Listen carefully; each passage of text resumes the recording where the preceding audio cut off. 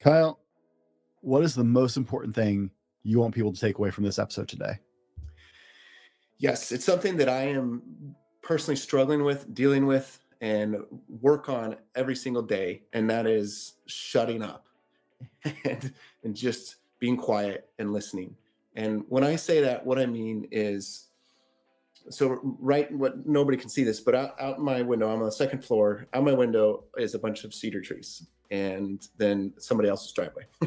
And so I can sit here and just look at the cedar trees and do nothing else. And that's what I'm working on trying to do is spend time every day, not my head down in my phone, not typing on my keyboard, and just spending even just a couple minutes listening to my heart and my head and what's going on there. And then transferring that forward and being able to be in that state when I'm interacting with other people and truly deeply listen to them with my whole self, my heart, my mind, and my intuition, just deeply listen to them. But if I can't do that for myself, then I can't do that for someone else. And so I have to get into the practice of being silent, being still, and being quiet. And you could call it meditation if you want, but it's really just shutting up my mind, my body, and being still.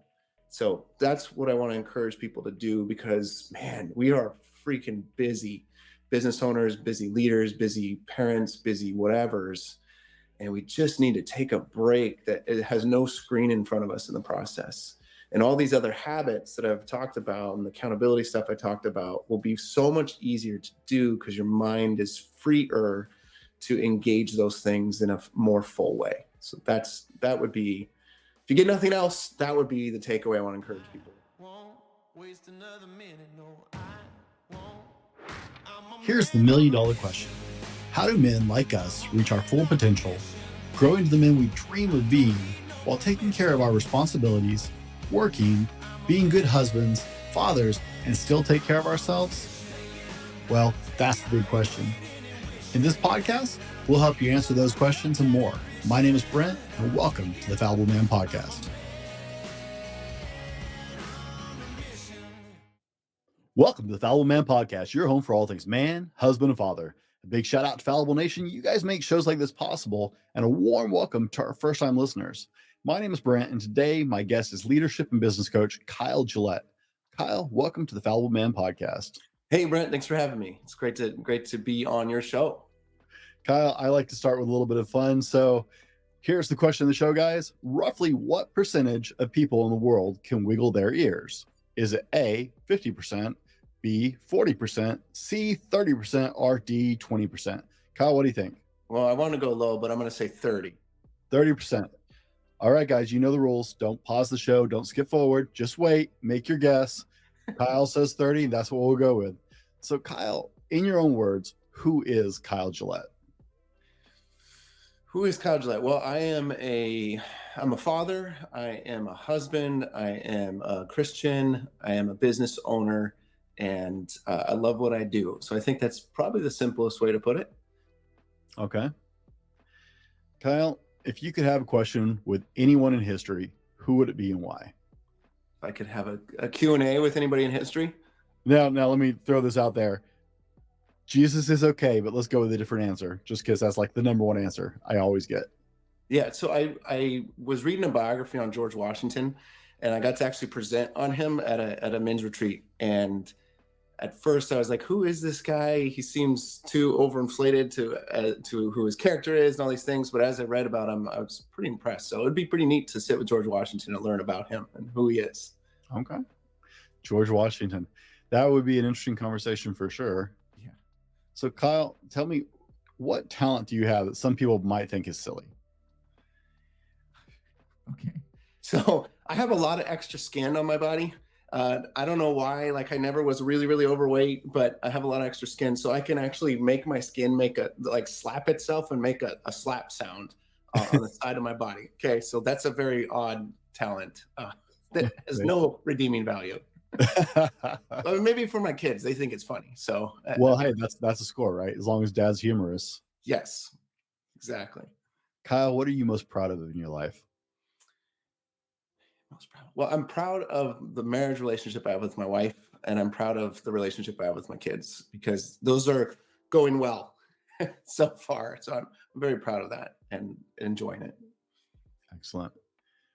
What purchase of $100 or less did you make in the last year that's had the biggest impact on your life?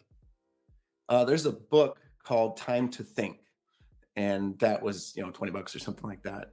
And that made a huge difference in my life for sure. All right. Time to think. I love books. Books are always great answers because that's something that like someone can go, wow, yeah, I can try that. Right. Yeah, I mean, I can dive into it if you want me to tell you a little bit about it, but You can tell us a little bit about it. That's fine. yeah. So the author is this lady named Nancy Klein, and I do this workshop probably once every 2 months with this networking group I'm a part of, and they have me speak for 30 minutes. And so I chose last time to speak on her book, and she has this kind of 4 or 5 part process that you work through, and I only did 2 parts to it because there wasn't enough time to do the other 2 parts. But basically, it teaches you how to listen. And I asked this group of people that are professionals, business owners that are really good at what they do to listen to each other. And all they had to do was one person would listen and not say a freaking word, and the other person would talk. And they had to do that for 6 minutes, or let's say it this way, they got to do it for 6 minutes. And the only thing that the listener could do if they had to talk was ask the question, what more do you think or feel or have to say about this? And this would be whatever subject the talker had.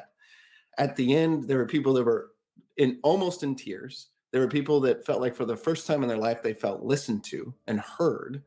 And the listener couldn't believe that they could ask the same question multiple times and still get more insight and answers from the person. So fantastic book. I wish I had written it, but she did a great job, and it's easy to apply. I mean, so easy to apply. All right. And guys, we'll try and put a link down in the show notes for that. That sounds like a very interesting book. I may have to check that out myself. Now, what's one random fact that people don't know about you? Like for me, I have to eat hamburgers in the round. Like it's a neurotic thing for me, right? I can't just, I have to eat it in the round and get down in the middle. That's interesting. I like it. I was a water polo player in high school, and I got to go to the Junior Olympics because our team was so good. We got to go to the Junior Olympics and compete there. So that was pretty cool. And I got scored on by some really good players, but I also stopped some really good players from scoring because my position is a fairly defensive position. And so that was a really amazing experience to do that. Oh, hats off. My brother was a water polo player, man. Oh, okay. Awesome. In Yeah. stellar shape. I've seen a lot of sports over the years, but honestly, like water polo athletes are some of the most physically fit athletes I've ever seen. I was. I'm getting back to it, but I was for sure. Oh, back in the day, right? Yeah, exactly. Plus, I wasn't quite as white as I am. I was a little bit more tan, just running around in Speedo all the time. So you get tan. Yeah, for sure. You also learn to not quite be so insecure. Yes, you have to. I mean, you're on display because when you're not in the pool, you're walking around in your Speedo, and so you're on display. It is what it is. I was a competition diver. It was. Oh, okay, you get it. You're really on display. You're up on a podium. And everything freezes while you're diving. Like nothing else is happening. It's like that's true, huh? Everybody is looking at me right now. You learn not to be real self-conscious real quick. Yeah, I did have one Speedo mishap, which we won't go into the details, but let's just say that there was it was during I was in swimming too, and there was a teammate, a female teammate that was probably 8 feet from me or something like that, and not everything went into the Speedo, and so she was like, Kyle, and I'm like, oops. So that was the only really embarrassing one that I experienced, but I split one hit in the water wrong. Oh. I messed up a dive and actually like just it shattered my Speedo basically. I swam over to the side of the pool. My manager's like, all right, get out. I'm like, mm-mm. It's hard to climb out and cover. Right. Well, and everybody's sitting there watching. I was like, because I'm sitting in the pool still, and I'm like, it's like, go to my bag, get my warm-up suit out, bring it back. Yep. Yeah, man. Yeah, and everybody will definitely pay attention when you get out half naked or fully naked. Pretty much. Oh yeah, right. So not a swim team stories. Anything in the pool gets a little exciting sometimes. It's true. Kyle, what is something about you that everyone should know before we really dig into the subject of today's show?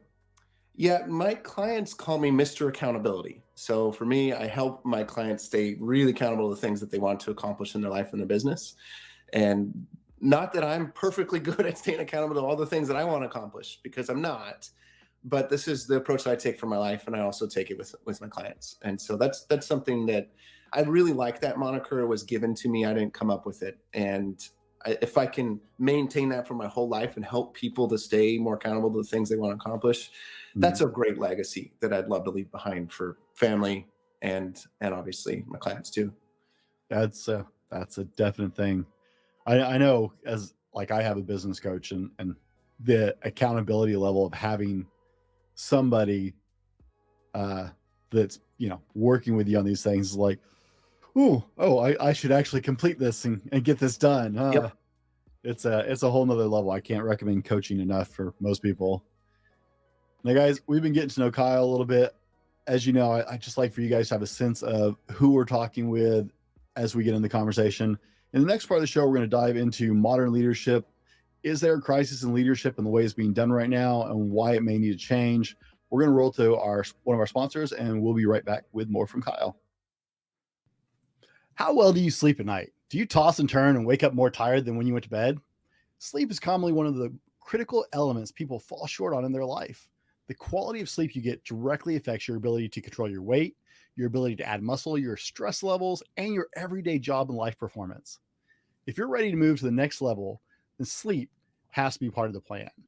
Check out our friends at ghostbed.com if you're ready to get your best sleep. I love my ghost bed. I've been sleeping on one for a couple years and has made a huge difference in how I sleep. Hit ghostbed.com and use the code TheFallibleMan30 to get 30% off your order and start getting better night's sleep tomorrow. Now, let's go on to the show. Guys, and we're back. And in the first part of the show, we were spending some time just getting to know who Kyle is and getting a feel for him.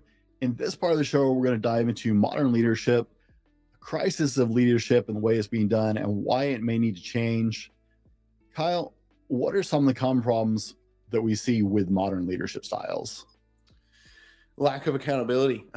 We were just talking about that, and I would say number one is lack of accountability. And I don't mean bad ethics or bad morals or anything like that. That's not what I'm referring to. I'm just referring to often employers will ask their employees to do something specific for their job or many things for their job, and then the employee doesn't do it, but the business owner or leader doesn't follow through with them to ask them what's going on, how come you haven't followed through on this, and then that is bad leadership because the employee may not even realize that they didn't follow through, they didn't meet an expectation. So that's one of them.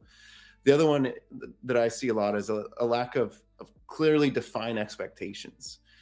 The leaders don't define what is expected of this new employee or of their current employees, and that creates a lot of issues and headaches in the organization. And then finally, a third one is the lack of time spent to get to know the person that they've hired or the people that are on their team. There's not this one-to-one, they know them personally, they don't study their employees and know their personality, know their quirks, know their gifts, their talents, that kind of thing. So those three are the ones that quickly come to mind. There's plenty of things that are going well in leadership, but those three are some of the negatives that I've noticed with my own clients and observing it in the marketplace. All right. The dreaded pandemic really changed a lot in the way we look at life, the way we work, and it kind of highlighted some need for some change in leadership. But did you see any examples in that process where there were changes into more effective leadership because of the sudden change? Yeah, communication for sure. Communication went up. There's a lot of people that they had to be communicating a lot more because they weren't together all the time. So there's a lot more a lot more Zoom conversations as a result. And so more communication happened. And then there's the concern for people's personal lives because some people were getting very, very sick. And unfortunately, some people actually died. And so people paid attention to people's health, which meant if they're paying attention to their health, they're paying attention to their personal lives. And so you're not just hiring a robot, you're hiring someone that they have a life that matters and it impacts their performance in the workplace. And so these leaders started to dive into their lives a little bit more by learning about what's going on with them and caring when their uncle got really sick, now all of a sudden the employer knows about that and cares about it because it's impacting the performance, but hopefully more importantly, they actually care about the person and their family. So those are two really big things that I think came out of it for the employers that were really paying attention, for the leaders that were doing a good job of leveraging this situation for good and not just going, wow, this sucks. We're not have as much revenue or whatever. Okay. How do issues like, so I've seen a big trend for quiet quitting, right? Because people are burned out, and a lot of employee turnover in the preceding time post pandemic, or however we want to say that, and just declining job satisfaction. What does that illustrator tell us about? We need to find a more compassionate and empathetic approach to leadership. Yeah, I was reading some stats this morning, and I think it's something like 82% of employees aren't happy with their job, which is awful. Um, so what do we need to do? What do we need to do to change that? Listen, I mentioned that book before. I mentioned Time to Think, and that's a big chunk of it. It's take the time to sit with your people. And I don't mean sit for an hour and a half and have a counseling session. I mean, when someone knocks on your door to your office, give them your undivided attention for 2 to 12 minutes. In my book, I talk about that often we have these coaching opportunities to be with somebody, and they're usually 2 to 12 minutes. They're not much longer than that because you're busy, they're busy, and things need to happen. But in those 2 to 12 minutes, that's the opportunity to really, truly lead. And that starts by really, truly listening. And so if leaders could learn to be better listeners, they'll be better question askers, they'll have more engagement from their employees because employees know that they're being heard.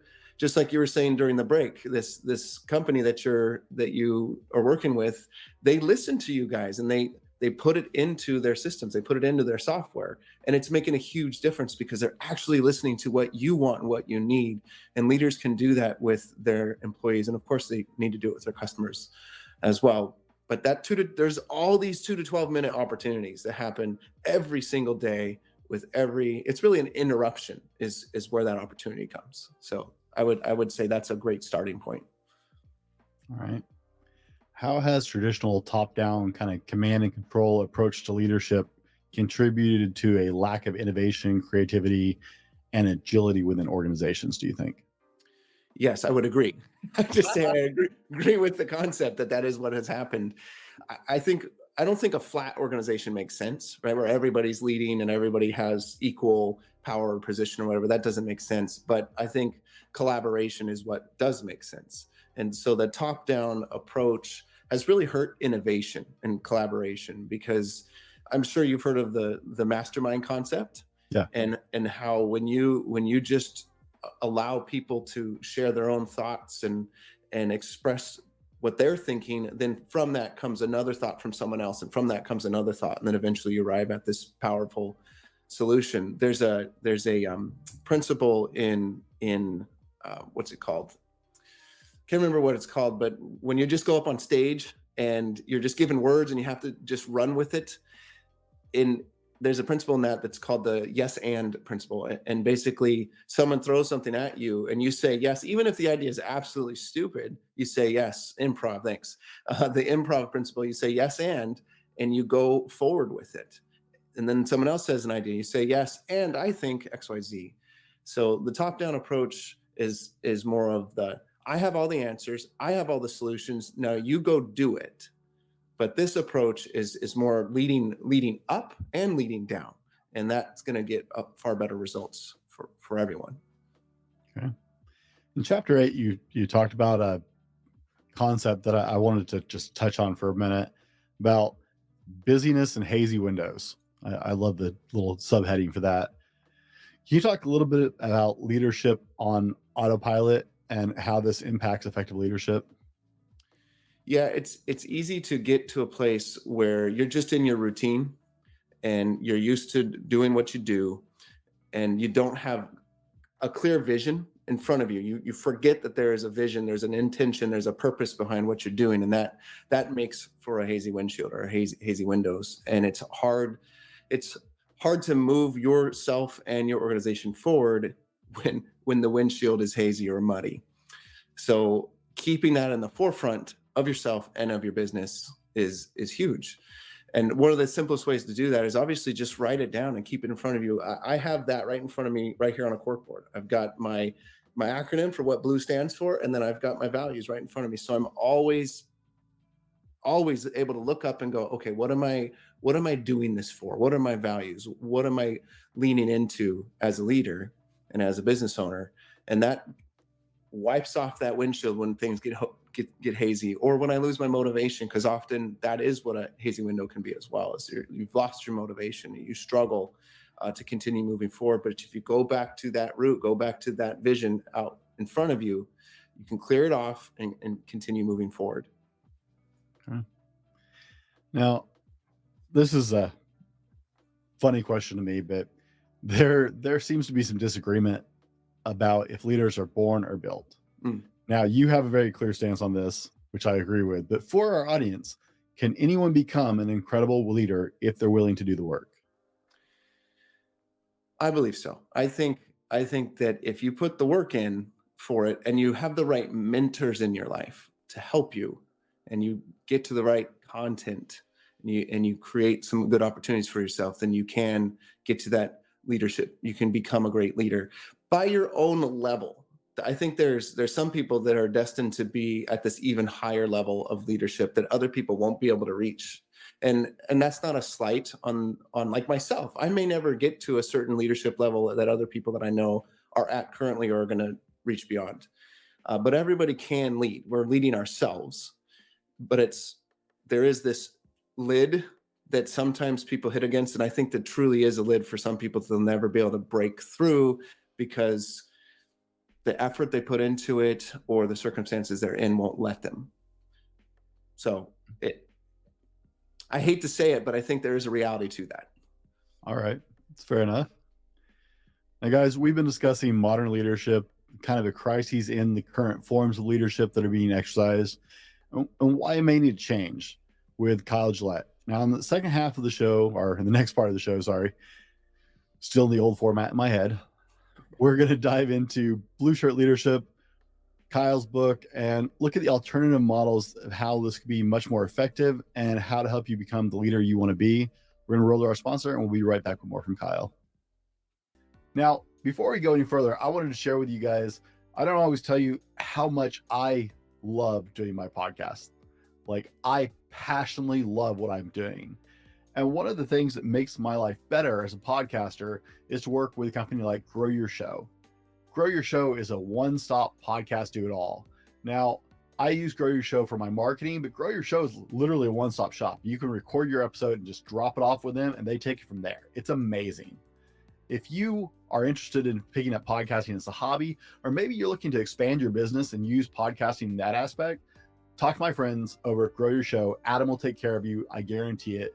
I trust him. He's my friend. He's my business colleague, and I wouldn't trust anybody else with my show. All right, guys, welcome back. In the last part of the show, we were discussing modern leadership and a crisis in leadership styles and the way that they've been affecting the world and why they need to change. In this part of the show, we're going to dive into Blue Shirt Leadership, or Blue Leadership, and it's an alternative to the current leadership models that could really help you become the leader you hope to become.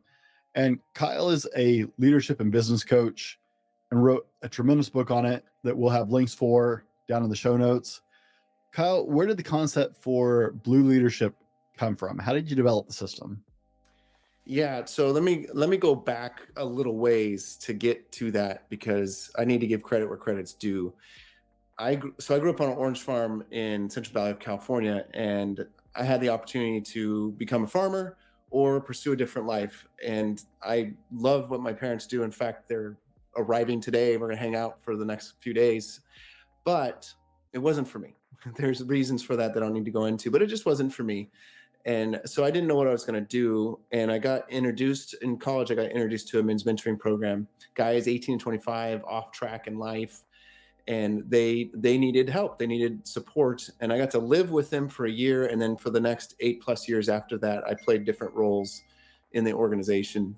And during that time, I was mentored by a gentleman by the name of Jack.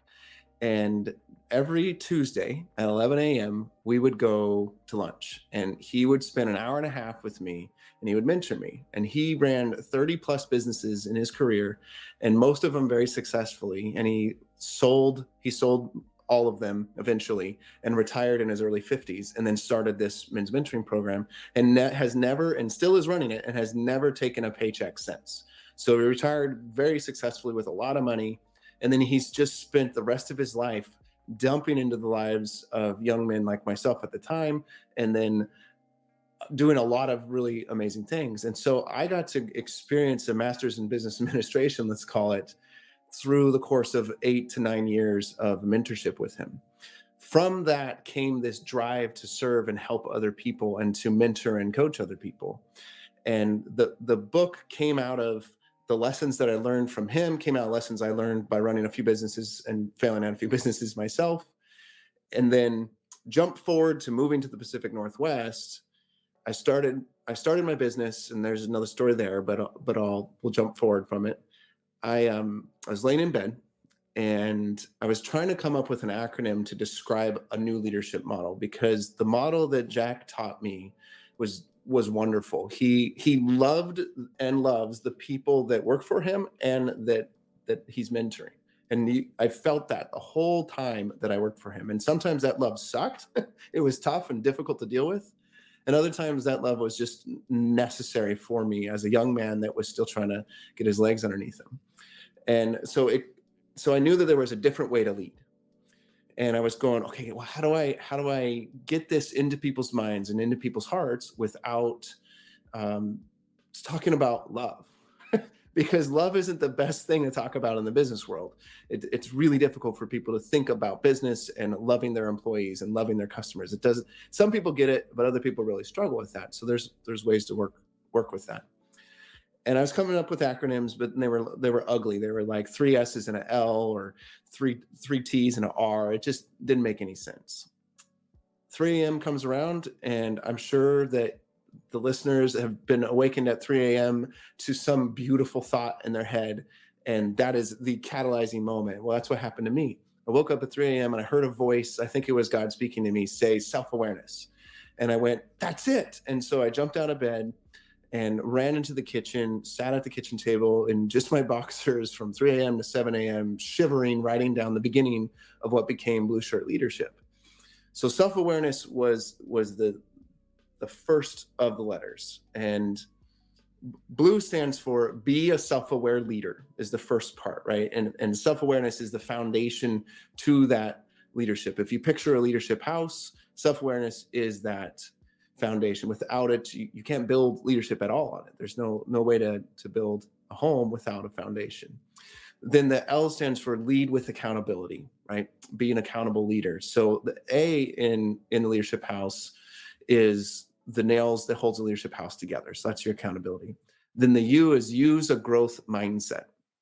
So that's the idea that we always can grow in many different areas of our lives. Now, we're not always growing in many different areas, but we can grow. And so that's the walls and the roof of your leadership house. And as we grow in our leadership, just like a home can be remodeled, we need to remodel our leadership. Sometimes that's just moving a couch, and other times that's adding an addition to your home because you've outgrown your current home and you've become an even greater leader, even greater capacity. Then the E stands for empower others.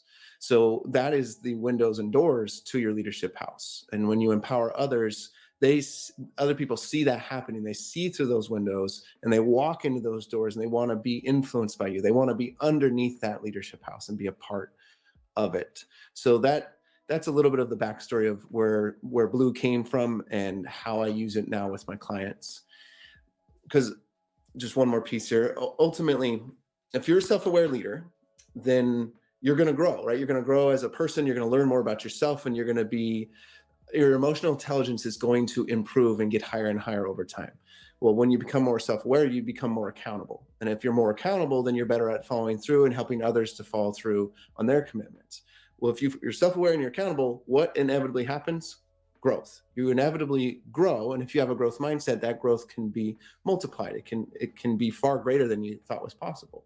Well, if you're growing, then you need other people to help you because your growth requires people. And so now you need to empower other people. What do you do after that? You flip back around, and now you've empowered people, you're growing, but you have to adjust your leadership. So you become newly self-aware about this new level of leadership. You have new accountability, you grow, you empower, and it just continues to cycle. So this is what I do with my clients. I walk them through that process in an organic way. It's not a program, it's more of a framework that I walk them through.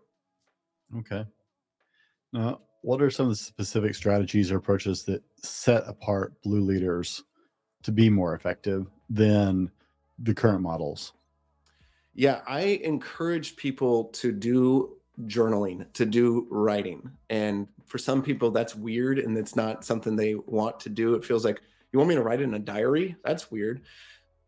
Call it a diary if you want. I don't care what you call it. But the point is getting the thoughts, because most business, no, not most, every business owner I've ever worked with has too many things running around in their head and it stresses them out.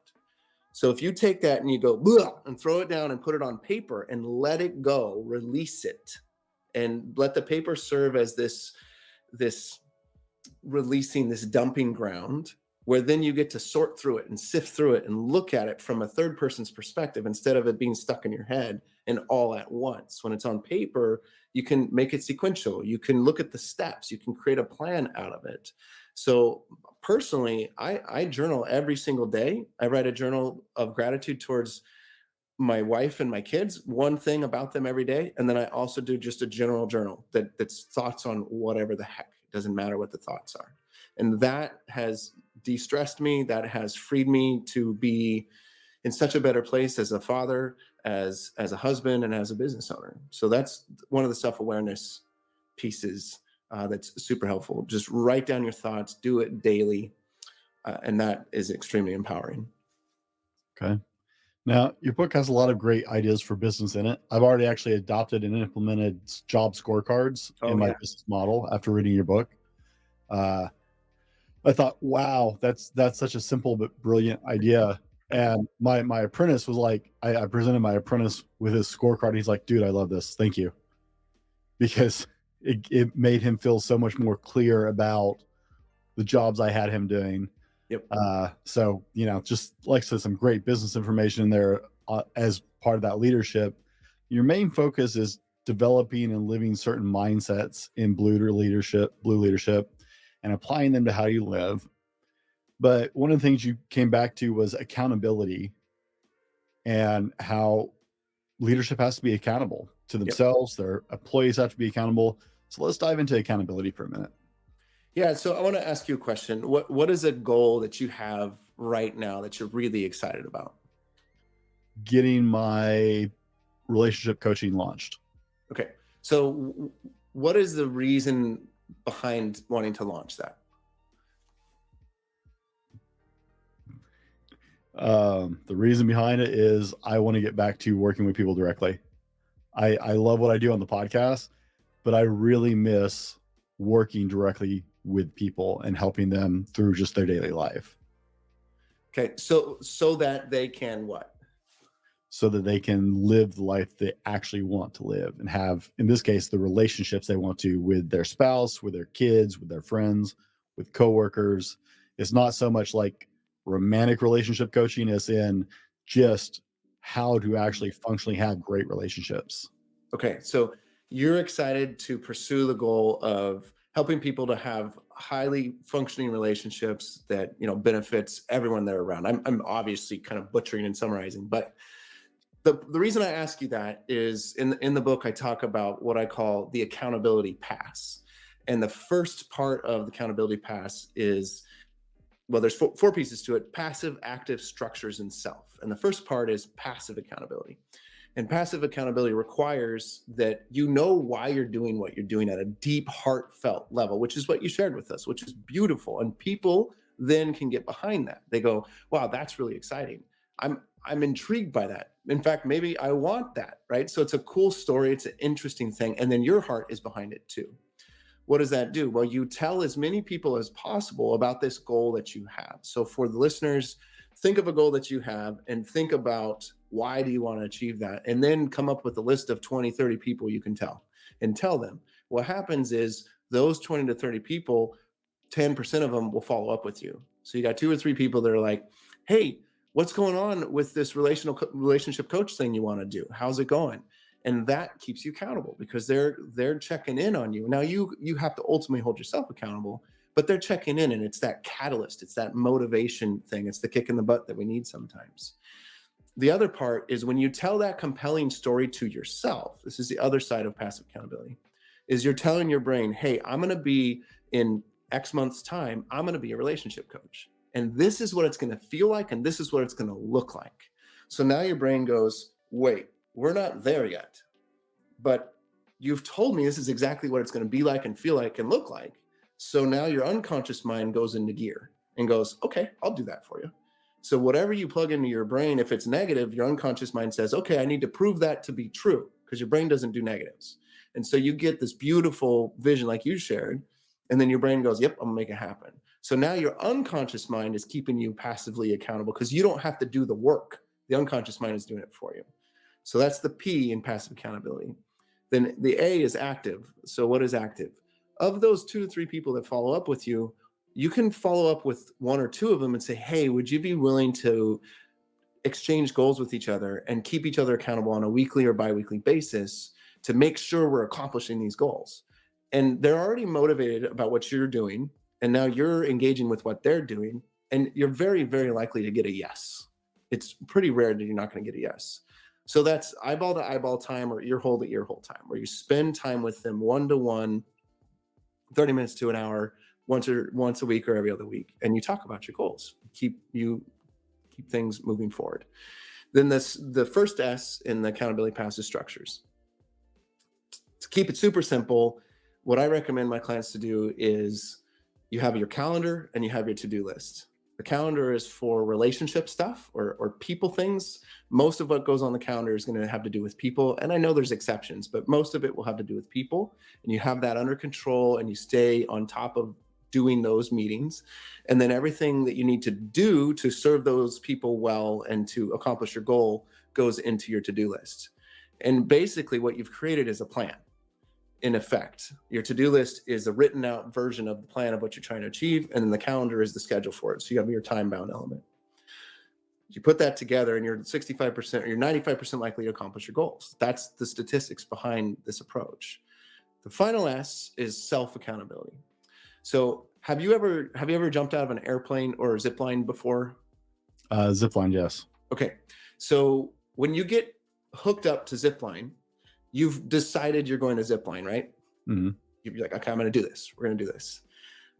But until you leap off the platform or scoot off the platform to slide that 1,000 feet or 300 feet or whatever it is between the trees, you're not committed yet. But as soon as you start sliding, it's over. You cannot get back on that platform. You're sliding, and it might be scary, but you're committed. And so when it comes to self-accountability, what we got to do is figure out what is that point of no return where we, quote, lose gravity, where we cannot climb back into the airplane or climb back on that platform. And that's going to be different for every person, every situation, but it's really vital to figure out what that point of no return is. And it could be money spent. It could be a relationship that's developed, whatever it is, but figure that out. And you put all 4 of those pieces together and you will accomplish your goals. And they might pivot, they might shift a little in the process, but you're going to accomplish them. Okay. In chapter 11, you shared that you can implement this in as little as 15 minutes a day. Now we're talking about the blue shirt leadership or blue leadership. Sorry, I'm butchering that. It's your shirt, man. I keep looking at your shirt and just seeing it, right? You talked about you can implement blue leadership in as little as 15 minutes a day. And I know there's a lot of people like listening right now who are like, really big change. Now I'm really a big fan because I'm into incremental change. That's one of the big things we talk about here at the Fallible Man is incremental improvements. It doesn't have to be like life echoing, we're going to burn the ships kind of change. It's little purposeful. So what do you tell people when they inevitably push back? Because I know there's going to be some skeptics. I know you've got clients who are like, really 15 minutes a day? Come on. Yep. Yeah. I would go back to what I said about writing. You pick a habit. You pick a habit that you're not doing or that you've done in the past that works really, that you know if you implemented it consistently over time would work really well for you. So the journaling habit's a great example of that. You spend 15 minutes a day writing down your thoughts. There's a story of this gentleman that every day he would finish his work, and he would go out of the building, walk out the glass doors, and walk out onto the busy street, and he'd walk over to a light pole, and he'd look at the light pole, and then he'd share his day with the light pole. And that sharing made a huge impact on his life. So of course it could be a true story, but the point is that that's what your journal is. You're just letting it go and letting it out and putting it out there. So that's something you could practice 15 minutes a day. There's lots of other habits you could practice. You could practice the habit of asking asking one more question when you're interacting with your employees instead of giving one more answer, right? So you do that 15 minutes a day, and over the course of time, obviously we got to do it consistently. That's going to make a big difference. You can read an affirmation sheet to yourself every day, and 5 minutes in the morning, 5 minutes in the evening. That's what I do, and it can make a big impact. I spend 15 minutes every Saturday going through my, what I call a MOLO, which is more of, less of.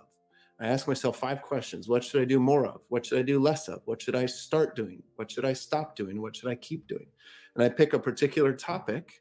So let's say it has to do with podcasts, or it has to do with sales, or it has to do with a particular relationship, particular person. You go, what should I do more of with my spouse? What should I do less of, etc.? And that takes 15 minutes. But if you do that every Saturday, or every day for that matter, it will make a big impact. So there's hundreds of habits that we can deploy, but the key is that you're consistent in those particular habits. And in my book, I talk about 20 different mindsets and 20 different habits that you can deploy into your leadership. And it's a matter of focusing on them consistently for 15 minutes a day or more. Then the shift towards becoming a blue leader is what ultimately happens. You have a quote I loved. I got to share it. You said, I want to help you make small shifts in your habits and mindsets today that will create massive change for your future. Yep. That was just a beautiful, I had to share that. I read through that in the book. It was like, yes, he gets it. Yep. Yeah. Like I said, we're really big fans of incremental growth here. I have a background in personal training. And so, working with clients, they're like, I'm not getting stronger. Like, yeah, you are. You rested less between sets. You're getting stronger. Like, I don't see it. It's not another plate. You're right. It's not another plate, but you actually did get better. So I apply that to everything. So it was very cool to see the quote. It's like, yeah, someone else. Yeah, thank you. I didn't realize we had the personal training thing in common. I'm not currently, but I was a personal trainer. I ran a business for a year and a half doing that. It was awesome. I really enjoyed that time. I've been training people on the side for years. I actually just finished my NASM certification a couple weeks ago.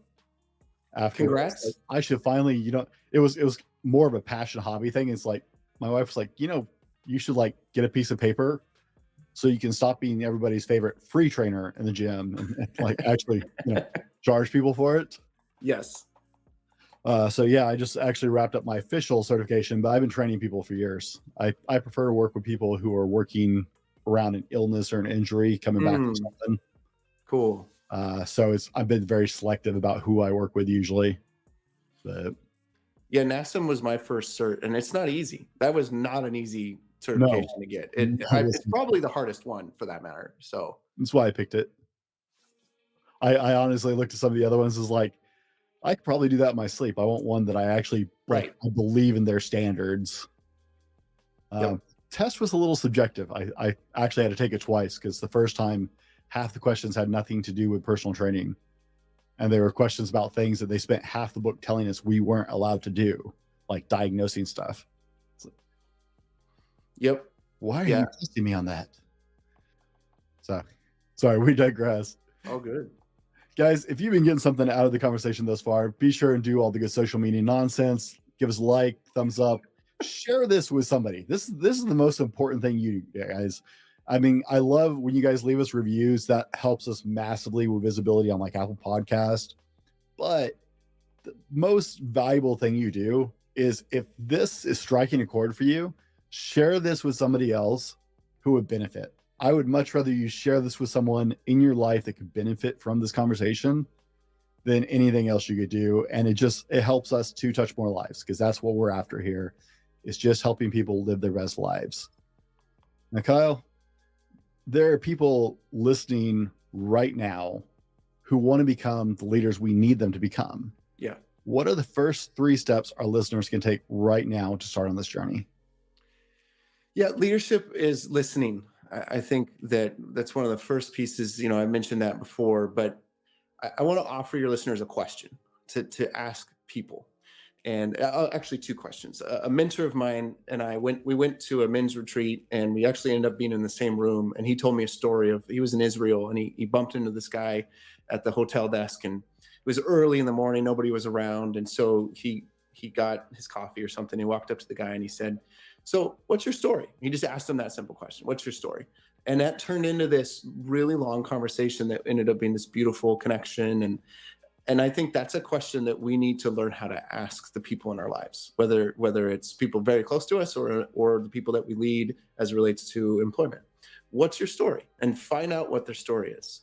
And then the second question, when it comes to listening, to create that opportunity for yourself, is 4 words, 4 simple words. What do you think?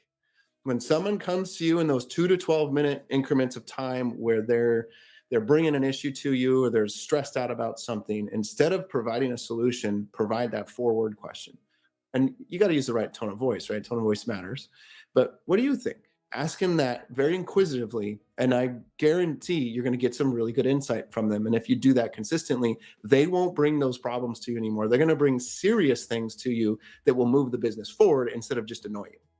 So what do you think, and what's your story? The 2 questions that you can ask. The second is resources. People need resources from their leaders. Sometimes that resource is tools like software. Sometimes that resource is training. Sometimes that resource is time for them to think, like I was talking about at the beginning. And the resources are everywhere and anywhere. And how do you find out what resource they need? Ask them. You say, "What do you think?" And they'll say, "Oh, it would be great if we had this resource," or "It would be great if we could send thank you notes to our customers." And it could completely fundamentally change your business because you ask them what resources they need, right? And that's a simple question as well. And then lastly, over communicate.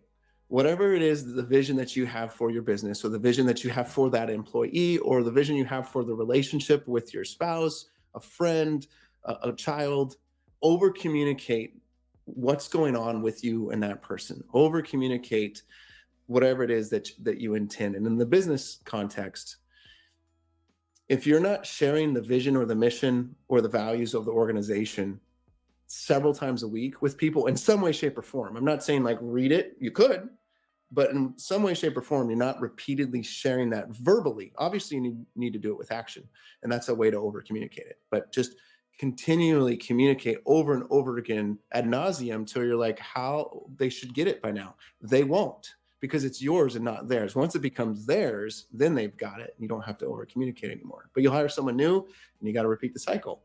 So over communicate your heart about what you want your business to do, which is what we just learned about the goal that you shared, right? So that's how you figure out what you need to over communicate. So those would be the 3 things. Ask those questions, get the resources, and over communicate. Now, guys, let me warn you with some of these concepts, because I've like I said, I've taken a lot out of the book, and so you get pushback when you start doing this, and it suppresses your employees. You're going to get some very bewildered looks. Yes. I looked at my intern and I said, "What do you need from me to successfully complete your goals? What can I give you? How can I empower you to do this?" And the deer in the headlights look. Yes. It was like, I was like, no, I trust you have a vision. I brought you on to do this, so I want you to do it. I need to know what you need from me to be successful at this. And I'm like, he was a little concerned. Like, it's like, you're not used to these questions. Okay, got it. So if this is new, your employees are the people you're leading in your life, right? This can be applied to outside of business, can be applied in your friendships, right? In your community leadership. People are going to be a little taken back because they're not used to it. Yes. I have to remind my clients, and then when I'm doing workshops or whatever, to remind people that yes, you hired this person, but you didn't hire someone that's stupid, but you treat them like they are, because you're telling them to do every single step of the way and not engaging them fully.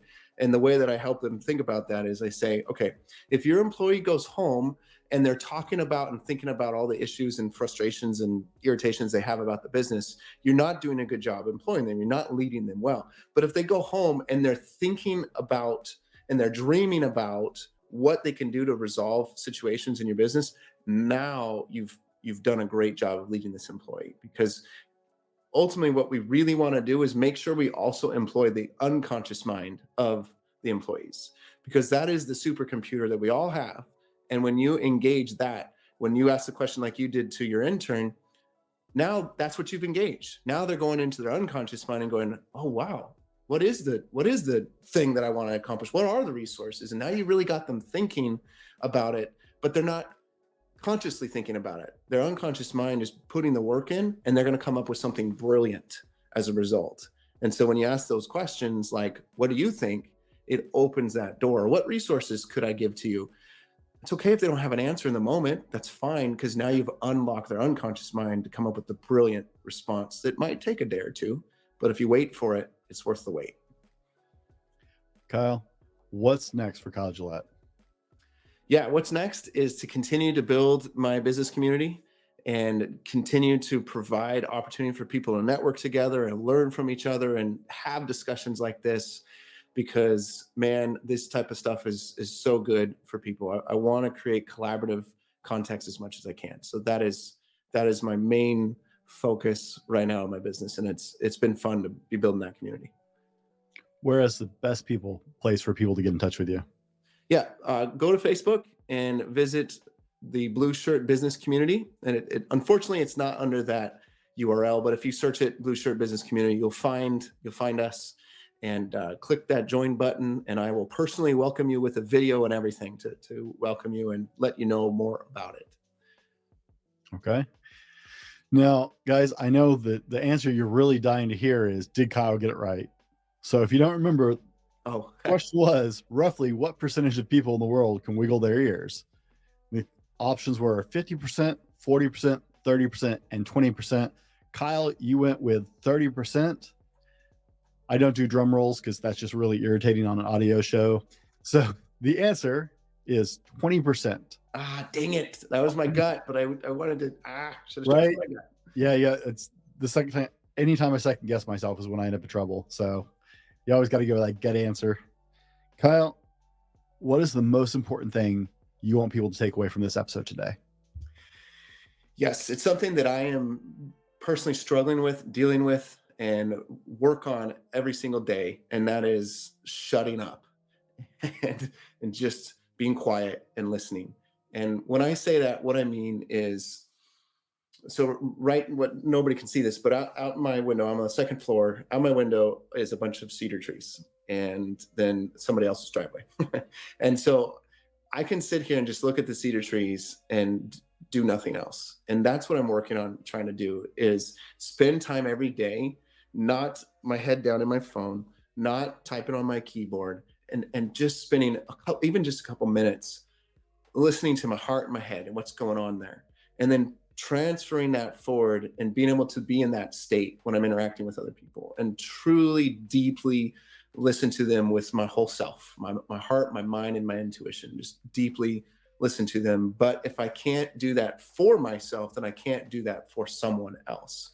And so I have to get into the practice of being silent, being still, and being quiet. And you could call it meditation if you want, but it's really just shutting up my mind, my body, and being still.